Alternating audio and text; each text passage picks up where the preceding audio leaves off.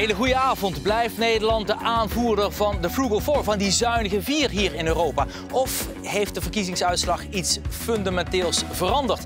We gaan het hebben over het erfgoedlabel voor het Verdrag van Maastricht. Is voor 4 jaar verlengd deze maand. Wat betekent dat nu eigenlijk? En we hebben 2 trotse Europarlementariërs aan tafel. Ze voelen zich goed bij de verkiezingen. Bijvoorbeeld Sophie In 't Veld van D66. De tafel is versterkt, mocht het nog zover komen. Ze zit in dezelfde fractie als Liesje Schrijnemacher. Die is van de VVD samen in Renew Europe. En we zijn heel blij met de aanwezigheid van collega Clara van der Wiel. Zij is de correspondent van NRC hier in Brussel. Zij kan die uitslag hier duiden. En vanuit Den Haag praat Nilefer Gundogan mee. Zij komt uit Weert, is van de partij Volt. En van haar zijn we benieuwd, wat kan Volt dadelijk toevoegen aan deze dynamiek? De uitslag dus van de Nederlandse verkiezingen in avondgasten in het Europees Parlement hier in Brussel.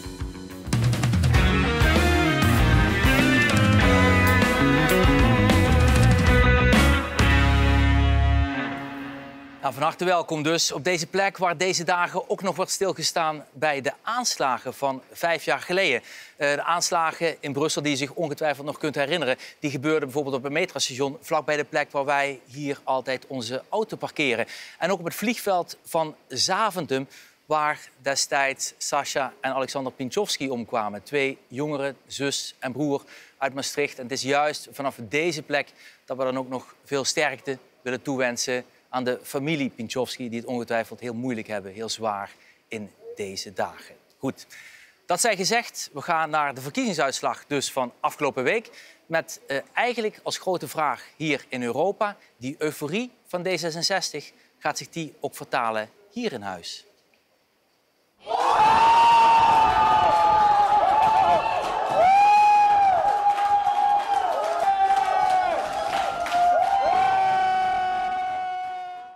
Nou ja, nogmaals, u weet het allerbelangrijkste voor mij is, waar kan ik het meeste bereiken voor de mensen die ons het vertrouwen hebben gegeven.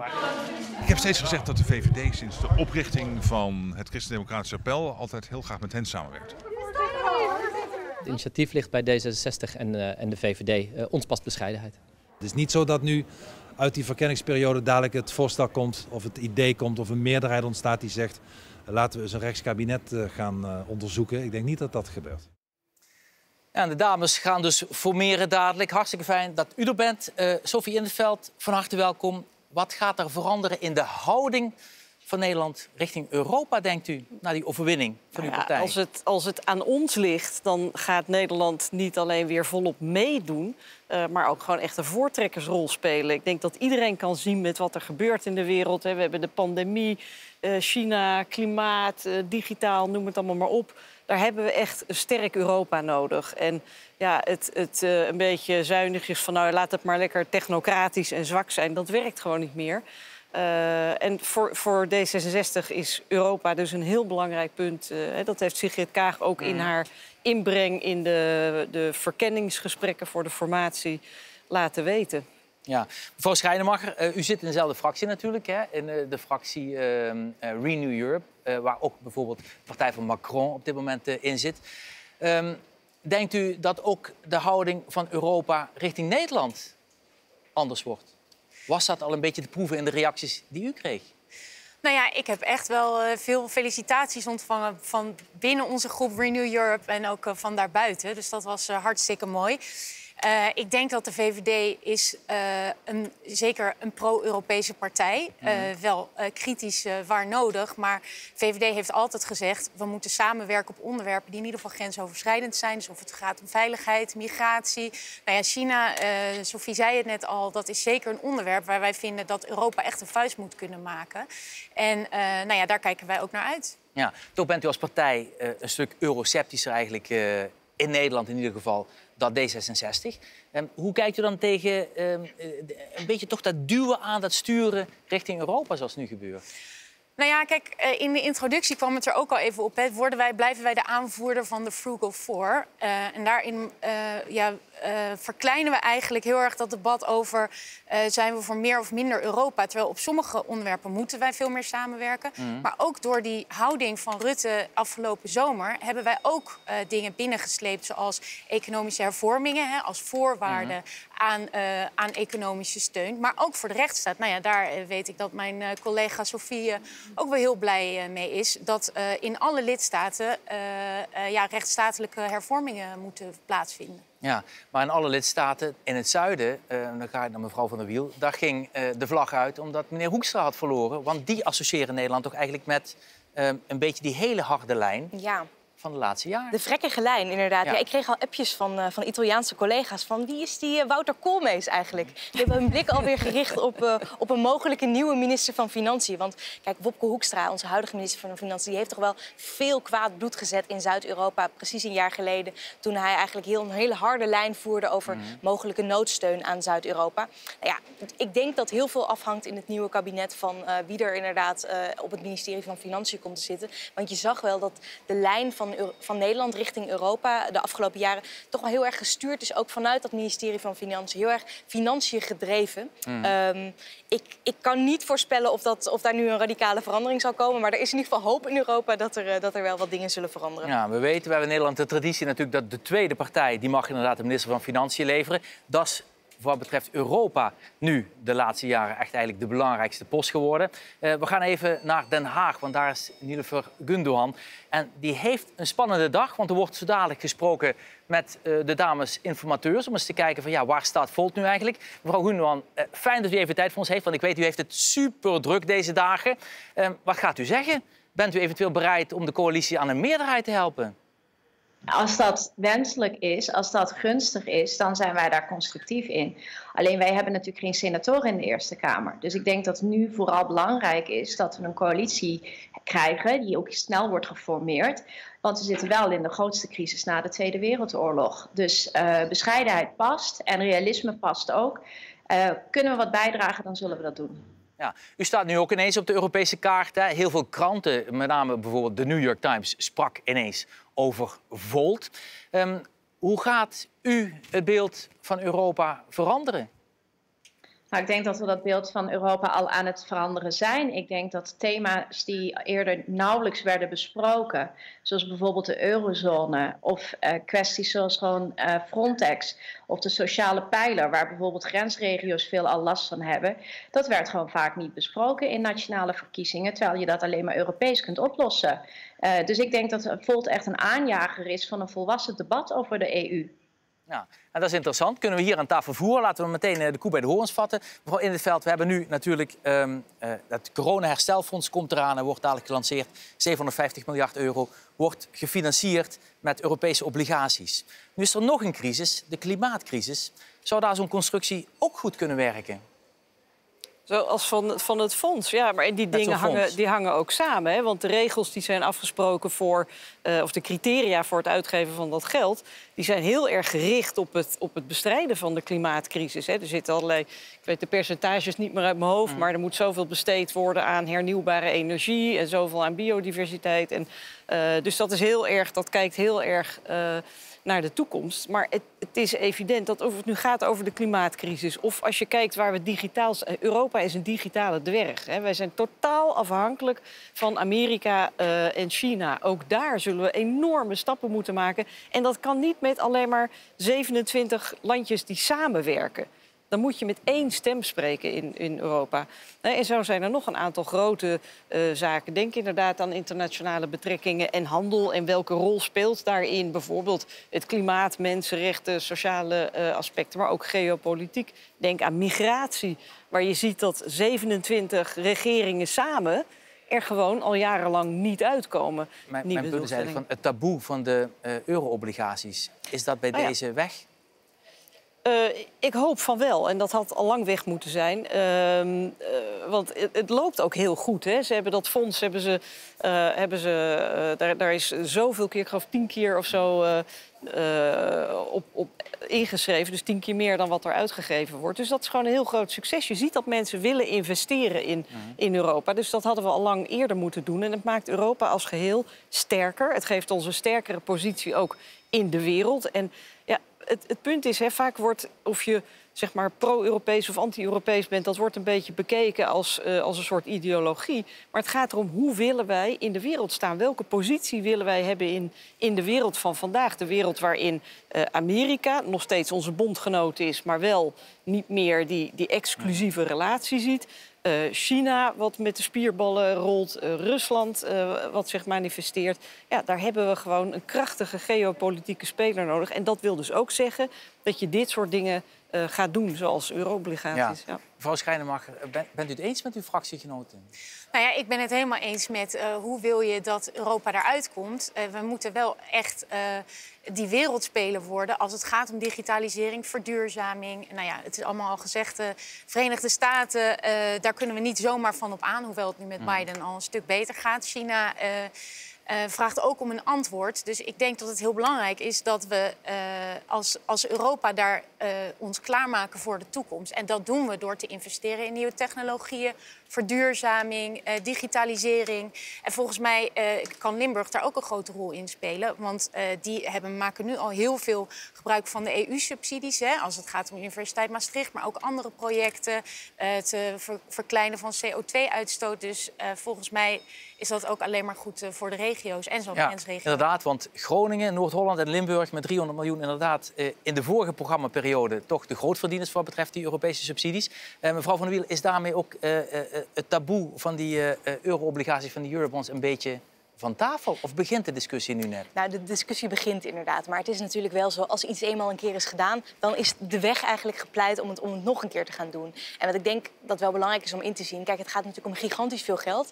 750 miljard komt in dat herstelfonds. Maar als je het afzet tegen de investeringsimpuls die nu in de Verenigde Staten er tegenaan wordt gegooid om weer op te bouwen na de coronacrisis, dan valt het eigenlijk alweer in het niet. Terwijl Amerika een lager aantal inwoners heeft dan de Europese Unie in totaal. Dus je kunt je voorstellen, kijk, de komende jaren gaat dat geld worden uitgegeven, inderdaad, aan toekomstgerichte investeringen. Maar voor de coronacrisis hadden we eigenlijk ook al een investeringstekort in Europa. Er werd eigenlijk te weinig geld uitgetrokken om ook echt te gaan bouwen aan de toekomst, aan digitalisering, aan schone energie. Dus je kunt je voorstellen dat er ook wel de komende jaren die discussie blijft spelen van hoe kan het nou dat Europa achterloopt in die investeringen en kunnen we daar wat aan doen? En dan zal zeker die roep om dat herstelfonds nog een keer te herhalen of gewoon een permanente instrument daarvan van te maken, die zal zeker blijven. Ja. Mevrouw Gundogan, u zit natuurlijk met Volt in een situatie dat u ineens gevraagd wordt om allerlei meningen over allerlei onderwerpen die spelen. Is dit als een onderwerp, met name natuurlijk een Europees onderwerp, waar u een duidelijke opinie, duidelijke mening over heeft? Ja, wij missen heel erg het fundamentele discussie die eigenlijk hieraan vooraf gaat. Wij hebben sinds de invoering van de euro hebben wij eigenlijk gewoon een zeer slechte economische groei in de gehele eurozone. Dat is door Hoekstra onder andere gedaan, alsof Italië alleen er zelf beroerd voor staat. Terwijl Italië natuurlijk al met een enorme grote staatsschuld al lid werd van die eurozone. En dan wordt er structureel gestuurd op de variabelen van begroting in plaats van op de variabelen van werkloosheid en economische groei. Dus Volt is van mening dat wij naar de betere economische variabelen moeten sturen. En daarvoor is een wezenlijke discussie nodig. De andere discussie waar we het gewoon te weinig over hebben al meerdere decennia, is dat de Europese Raad met haar vetorecht structureel belangrijke keuzes met een klein lidstaat voor de hele Unie kan torpederen. En dat zorgt ervoor dat de EU lamlendig ervoor ligt. Dus het parlement zie je vaak hele progressieve keuzes en voorstellen doen. En dan vervolgens wordt het in de Raad, in een achterkamertje, wordt dat gewoon op een niet-transparante wijze, wordt dat dan gewoon gedaan. Ik denk dat een van de markante momenten wat dat vorig jaar met zich meebracht, is dat Cyprus in er eentje dus bijvoorbeeld de sancties tegen Wit-Rusland gewoon tegen kan houden. Willen wij in Europa dat opstaat voor 450 miljoen Europeanen, dan moet het Europese parlement waarlijk democratisch kunnen handelen en daar moet dan ook meer macht naartoe. Ja, mevrouw Inneveld, ik zag u knikken. Ja, bent u mee eens? Ja, dat is zo. En dat begint. Maar het betekent natuurlijk ook dat Nederland af en toe moet accepteren dat invloed verliest. Ja, maar samen win je aan invloed. Want het hele idee dat je nog... we hebben het alsmaar over nationale soevereiniteit. Maar wat betekent dat in hemelsnaam in de digitale wereld van nu? Tegen klimaatverandering, tegen China. En, ik zei net, we zijn een digitale dwerg. Ik heb nu het plaatje er niet bij, maar het is een heel mooi plaatje waar je kan laten zien dat van alle digitale platformbedrijven in de wereld, Uber en Spotify, noem maar op, dat wij 2% hebben. 2% Europa. Dat betekent dat we echt een hele zwakke positie hebben. En hoe komt dat? Omdat binnen die 2%, dat hele kleine bolletje wat wij zijn, 27 regeringen zeggen, ja, maar onze nationale wetten moeten gelden. Dus bedrijfjes, we hebben hele slimme mensen in Europa. Die maken hele goede digitale start-ups. Maar zodra ze gaan groeien, dan lopen ze tegen die nationale barrières aan. En dan zeggen ze, ja, ik laat me wegkopen door de Amerikanen. En dan zie je dat wij met handen en voeten gebonden raken aan Facebook, Google, noem ze allemaal maar op. Terwijl Europa zelfstandig zou moeten zijn. Dus de vraag is dan, wat koop je dan voor nationale soevereiniteit? 27 keer nationale soevereiniteit maakt ons zwak. Betekent dat we verlamd zijn, dat we geen antwoord meer kunnen geven. Inderdaad, als je sancties wil opleggen aan het misdadige regime in Belarus of Rusland, dan is het ontzettend moeilijk als ieder van de 27 dat met de veto kan blokkeren. Ja, maar nu zijn we bezig met een digitaal platform en dan gaan we naar een Amerikaanse techgigant uit Silicon Valley om dat te doen. Dat is een buitengewoon schimmig bedrijf. En dat wordt dan ingehuurd om de Europese clouddienst op te gaan zetten. Dan denk ik, ja, maar die zijn gelieerd, of hun oprichters gelieerd aan de campagne van Trump. De CIA is een aandeelhouder. Maar komt dat er in Europa gewoon geen goede partij is? Nou, niet van die omvang op dit moment. Maar dan denk ik, ja, dan kan je wel weer alles daarop gaan zetten. Maar wacht dan nog even en investeer dan in, haal die nationale barrières weg. Zorg dat wij onze eigen reuzen creëren, als het ware. Dat onze eigen start-ups kunnen groeien tot reuzen. Dat kan best snel. Kijk maar naar die Amerikaanse bedrijven. En ik ben heel erg voor open handel. Maar je moet als Europa niet naïef zijn. En het idee van dat wij altijd kunnen rekenen op de vriendschap van de Amerikanen en dat we daardoor allerlei gunsten krijgen. Nee, je moet autonoom zijn. Je moet kunnen wegen op onderhandelingen. En dat betekent dat je je eigen giganten moet hebben. Ja, kan natuurlijk wel. We hebben Booking bijvoorbeeld in Nederland. Mevrouw Schrijnemacher, wat moet er dan nog bij om dat een beetje te stimuleren? Nou ja, we hadden het dus net over dat herstelpakket. En juist het investeren in nieuwe technologieën, in digitalisering, maakt daar deel van uit. En ik denk dat het ook heel belangrijk is, wat wij nu in het Europees Parlement ook aan het doen zijn, dat we kijken van, we willen niet dat elke lidstaat andere regels voor platforms gaat ontwerpen en in het leven roepen. En dat willen we juist op een Europees niveau doen. Dus daar zijn we nu druk mee bezig. Hebben we elke dag debatten over hoe we die platforms, niet alleen Amerikaans, ook Europees, kunnen reguleren om te zorgen dat ze in ieder geval één gelijk speelveld in Europa is. Ja. Mevrouw Van Uyl, ik ga nog even met u naar een beetje de duiding van de verkiezingsuitslag. We hadden natuurlijk voorheen met Engeland, met het Verenigd Koninkrijk in de Europese Unie, dat Nederland een beetje richting die Atlantische connectie helde, Verenigde Staten, Engeland. Na Brexit is die situatie anders. We hebben nu deze verkiezingsuitslag. Denkt u dat Nederland nog iets meer richting die Frans-Duitse as drijft dadelijk?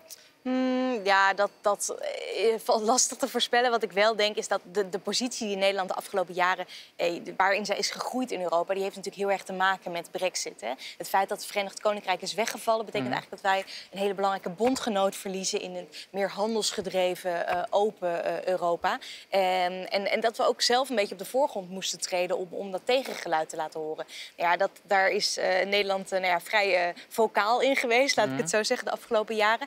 Maar je kunt je wel voorstellen dat met een nieuwe regering dat er bijvoorbeeld wel een andere houding kan ontstaan. Hè? Dus dat het toch meer dat het opener wordt. En dat de discussie ook vooral in Den Haag verandert. Want als je kijkt wat Nederland de afgelopen jaren in Europa deed, dan was het eigenlijk helemaal niet alleen maar nee zeggen, hoor. Absoluut niet. Maar die discussie in Den Haag die is vaak toch wel een beetje lastig. Dus het zou volgens mij wel goed zijn als er daar iets meer de blik op Europa wordt gericht. En het ook aan de bevolking echt wordt uitgelegd van, dit doen wij in Europa en dat doen wij ook voor u. Ja, en hoe kijkt u dan aan naar de relatie tussen eigenlijk de VVD en CDA in dat Renew Europe? VVD en Sorry. In Renew Europe, je zit natuurlijk in dezelfde fractie, maar eigenlijk als je luistert naar het geluid in Den Haag, dan klinkt dat vaak heel anders. Ja, maar die fractie, daar zitten veel verschillende stromingen. Hè? Ik bedoel, die Europese families, daar komen heel veel dingen in samen. En je ziet ook wel dat er op dit moment ook wel een beetje, het ligt allemaal een beetje los van hoe het gaat vallen. Want ik bedoel, we spraken net mevrouw Van Volt. Die partij zit hier in Europa, bijvoorbeeld bij de Groene fractie. Hè? Dus je ziet dat er eigenlijk best wel veel overlap zit in de manier waarop die partijen zich positioneren. En dat je ook niet dat het ook niet zonneklaar is wat nou een liberaal geluid hier in Brussel precies betekent. Dus dat betekent ook dat deze partijen volgens mij prima hier kunnen samenwerken in Brussel. Ja. We gaan even, hoor ik van de regisseur, naar Den Haag. Naar Nilüfer Gundogan. Nou ja, u wil mee? Ja, ik wilde daar even op reageren, want we zitten inderdaad nu bij de Groenen met de insteek van Volt is dat wij uiteindelijk, en ik hoop in 2024, onze eigen fractie zullen hebben. Want juist al die fracties die met verschillende zusterpartijen, waar heel veel verschil in kan zitten, en ik denk dat het meest markante de EPP is geweest, waar Fidesz in heeft gezeten, wat toch een heel ander geluid is dan het CDA. Het Hongarije, hè? Vind ik, ja, Hongarije inderdaad. Dat is gewoon wat Volt gewoon niet wil. Wij zijn echt van mening dat je wanneer je continentaal samenwerkt, het duidelijk moet zijn voor alle Europeanen welke partij en welk partijprogramma krijg je. En niet pas na de verkiezingen duidelijk wordt hoe die fracties zich dus dan, of die zusterpartijen in een fractie zich tot elkaar zullen verhouden. Dus die transparantie moet je denk ik vooraf gewoon gaan bieden. En of je nou op Volt stemt in Bulgarije of in Nederland of in Zweden, daar zit gewoon geen ruis tussen. Ja, dat maakt het natuurlijk wel interessant, want u bent een partij die ook in andere Europese landen bestaat. Eigenlijk de eerste. Hè? Doet u mee in Duitsland straks, later dit jaar? Ja. Geeft u de wind in de rug daar? Nou, er is natuurlijk deels heb je de kiesdrempel van 5%, maar je kan daar ook via het systeem door Länder, dat je daar gewoon wint. Dan kan je toch ook op een andere manier weer de Bundestag inkomen. Wij denken dat dat de manier zal zijn waarop wij in de Bundestag zullen komen. En volgende maand doen we ook mee in Bulgarije. Dus dan zou het zomaar het jaar kunnen zijn waarin we in 3 nationale parlementen hetzelfde volksgeluid laten horen. Ja, en dat is natuurlijk super interessant. Als we even gaan naar die Duitse verkiezingen. In Baden-Württemberg bijvoorbeeld wonnen die Groenen. Als je dan kijkt naar de machtsverhoudingen in Duitsland, de positie van Europa, is het dan logisch om GroenLinks te vragen aan te schuiven aan tafel in Nederland? Wij formeren hier niet, hè? Dat laten we lekker aan Den Haag. Maar ik wou wel een beetje hetzelfde maar een beetje om in dat thema te blijven. Want ik wilde daar wel even op reageren. Als je kijkt, je zou kunnen zeggen, het ene uiterste is op dit moment de Nederlandse Tweede Kamer, waar die totaal gefragmenteerd is. En waar dat is bijna niet werkbaar. Dat zal blijken dat dat heel erg lastig is om dan meerderheden te maken. Aan de andere kant van het spectrum heb je bijvoorbeeld het Amerikaanse Congress, waar je gewoon maar 2 partijen hebt. En ik kan u garanderen dat binnen die 2 partijen, de Democrats en de Republicans, dat er hele grote verschillen zitten. Hier in het Europees Parlement zitten we daar eigenlijk een beetje tussen. We hebben meer smaken dan alleen maar die 2. We hebben 8 fracties, maar het is niet zo gefragmenteerd. Want uiteindelijk, als je iets wil bereiken, dan is het niet genoeg om mooie ideeën en idealen te hebben. Dan moet je ook gewoon meerderheden hebben. Zo werkt dat in de democratie. Daarom werken wij samen in een grote politieke familie, waar je inderdaad meer linkervleugels en rechtervleugels hebt. Maar grosso modo staan we echt wel voor dezelfde waarden. En ik denk overigens ook, want de VVD hier is inderdaad, zit gewoon in een pro-Europese fractie, is pro-Europees, doet pro-Europees. Ik denk dat mensen inmiddels ook wel inzien met alle crises die we op ons bordje hebben gehad, dat het niet genoeg is om te zeggen van ik ben small but beautiful en ik heb een idee. Je moet ook samen kunnen werken om dingen voor elkaar te kunnen krijgen. En dat betekent dat je af en toe even compromissen moet sluiten, dat je het misschien niet 100% eens bent, maar voor dat ene doel wel. En dat vind ik, zeker voor Europa, maar ook voor Nederland, vind ik dat toch wel heel belangrijk, dat je over je eigen schaduw kan heen springen. Ja. Als het gaat inderdaad over Europa en die politieke families, kunnen we nog even kijken naar de meest recente uitslag van de verkiezingen die eigenlijk voor deze laatste Kamerverkiezingen waren. Dat waren die Europese verkiezingen, 2019. En toen hadden we deze uitslag. Als Ina Brouwer of de heer Cohen het ziet, dan denken ze, goh joh, inderdaad, dat was nog maar 2 jaar geleden. PvdA won toen hier in Brussel met 19% van de stemmen. VVD erachteraan, CDA deed nog goed. Het Forum was toen eigenlijk nog in opkomst. En GroenLinks ook nog een hele goede score. Maar de linkse familie scoorde toen eigenlijk heel erg goed. Net zoals in Europa ook al gebeurt, bijvoorbeeld in Denemarken, in Spanje, in Portugal. Daar doen de Sociaaldemocraten dus eigenlijk nog gewoon prima. Mevrouw Van der Wiel, moeten we daar nog iets uit afleiden? Nou ja, wat je er in ieder geval uit kunt afleiden is dat er ook wel een ander soort groep gaat stemmen bij die Europese verkiezingen. De opkomst ligt ook veel lager. Ik geloof rond de 50%. Nou, onlangs bij de Tweede Kamerverkiezingen lag het natuurlijk fors hoger. 83% geloof ik. Dus het is een andere groep. Maar wat veel wordt geduid hier is natuurlijk het Frans Timmermans effect. Die op dat moment de kar trok van de Europese PvdA fractie.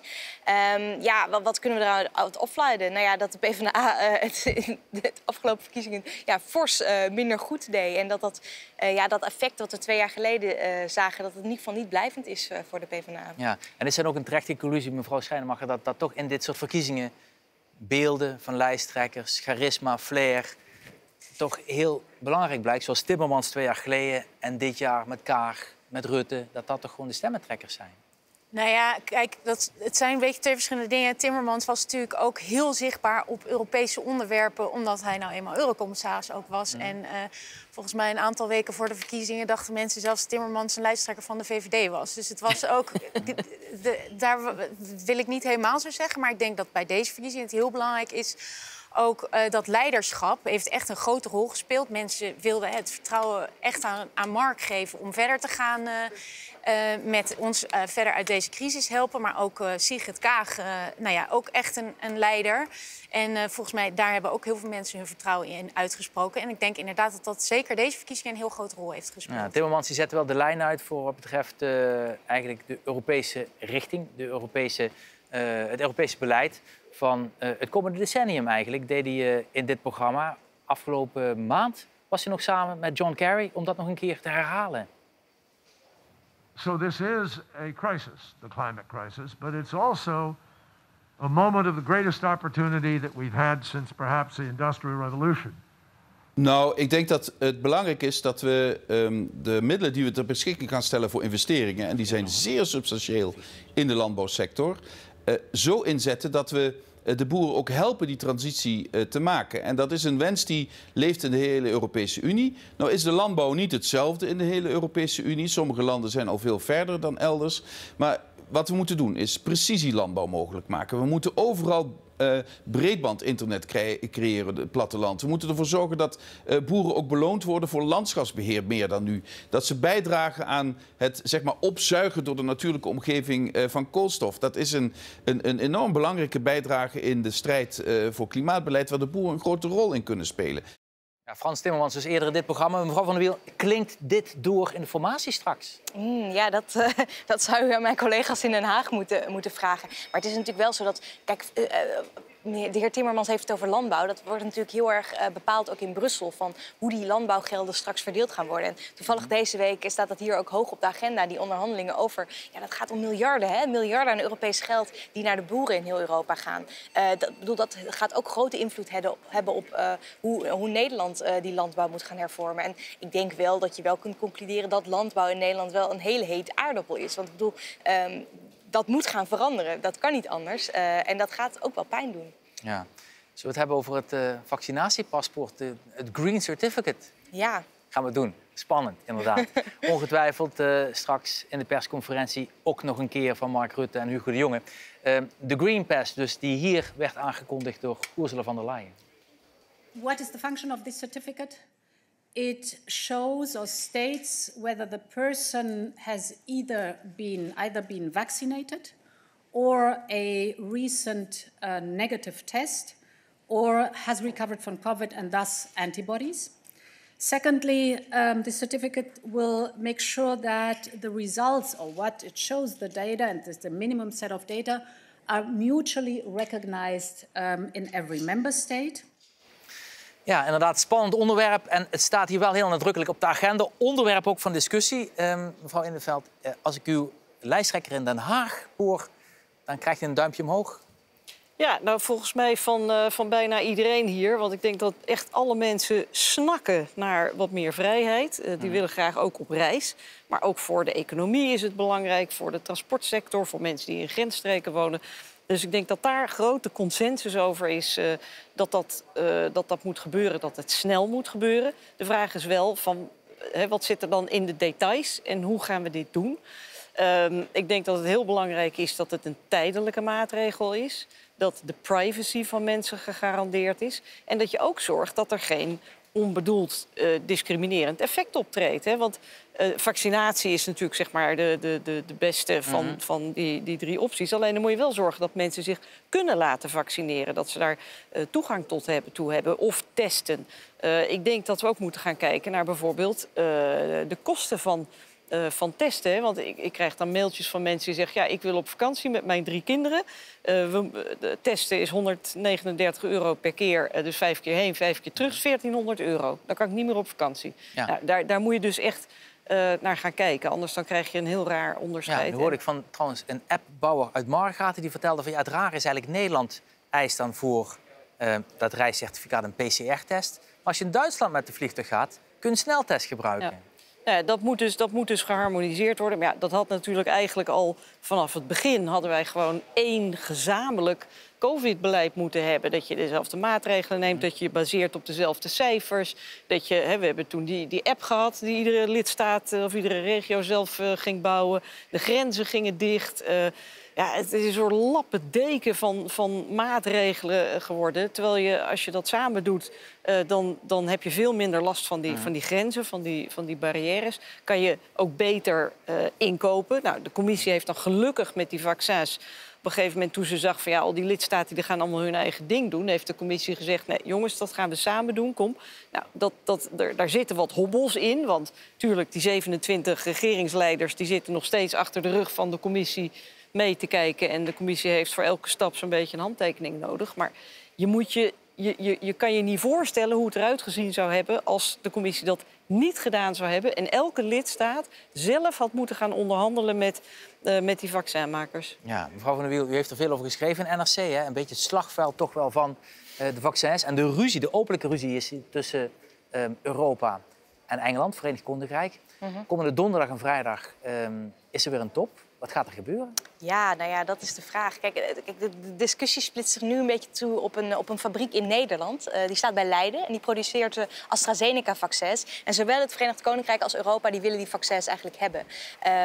En Europa heeft niet zo lang geleden eigenlijk een mechanisme ingesteld... dat als er vaccins geëxporteerd worden, dat Europa daar dan ook toestemming voor moet geven.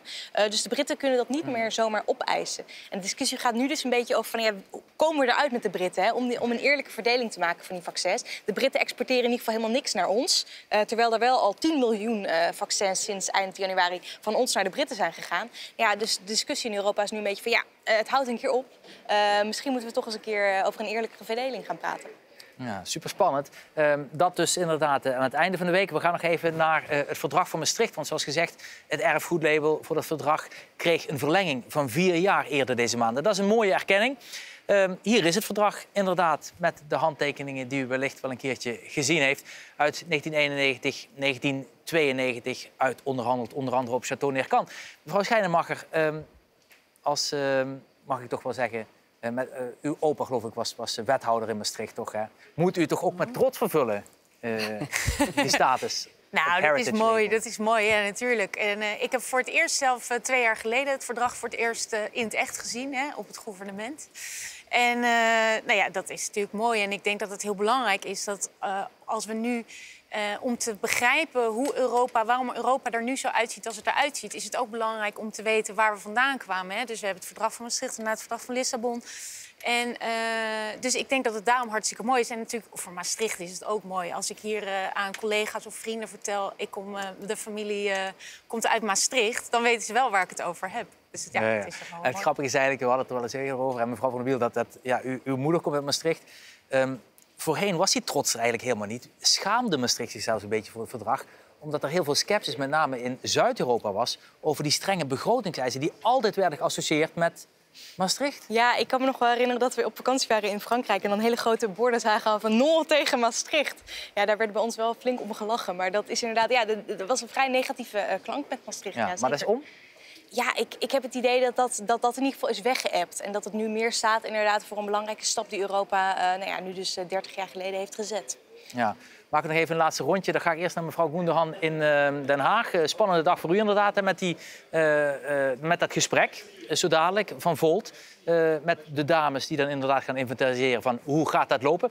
Hoe ziet het er voor u nu ineens uit als kerstvers Kamerlid? Nou, ik ga zo dadelijk een overleg in waar we worden gehuisvest. Dus er zitten ook heel veel praktische kanten aan het werk... wat ik op dit moment aan het doen ben. Tot en met waar mogen we in de plenaire zaal gaan zitten. Tot en met hoe gaan we de commissies onderling verdelen. Ja, er is heel veel werk meteen al wat op ons is afgekomen. En dat is alleen maar goed ook. Ja, hartstikke fijn en daarom respecteren we des te meer dat u even 3 kwartier tijd had voor dit programma. Heel veel succes de komende maanden, maar wellicht ook wel de komende jaren. En natuurlijk ook straks met de verkiezingen in die andere Europese landen. Mevrouw Schrijnemacher, ik ga nog even naar u. Even ook een drukke week. Niet alleen met natuurlijk straks het vaccinatiespektakel, maar ook met de dual use. Ja, klopt. We gaan deze week staat op de agenda nieuwe exportregels voor dual-use goederen. Dus dat zijn goederen die zowel militair als civiel ingezet kunnen worden. En we gaan er donderdag over stemmen om ervoor te zorgen dat het moeilijker wordt om cybersurveillance technologieën te kunnen exporteren naar landen die dat kunnen inzetten voor mensenrechtenschendingen. Dus als je bijvoorbeeld denkt aan Hongkong, dat de Chinese overheid niet met Nederlandse technologieën daar hun eigen inwoners kan bespioneren. Bedank ik ook. Wens ik u ook heel veel succes. En mevrouw Inneveld, als u nog op de tafel zou willen vandaag, het kan. Maar ik kan u ook bedanken. Heel veel succes wensen de komende dagen. En daarmee komen we ook aan het einde van deze uitzending van Avondgasten vanuit het Europees Parlement in Brussel. Ik kan u verwijzen naar de uitzending van morgen. Daar zijn we er weer. Praten we verder over de coronacrisis en de implicaties die dat heeft voor het onderwijs. Inge de Wolf is er. Ze is van het Onderwijs OMT. En zij weet hoe we het beste kunnen omgaan met de problemen die er nu zijn. En de leerachterstanden, want zij heeft de oplossing. Morgen in Avondgasten. Tot dan.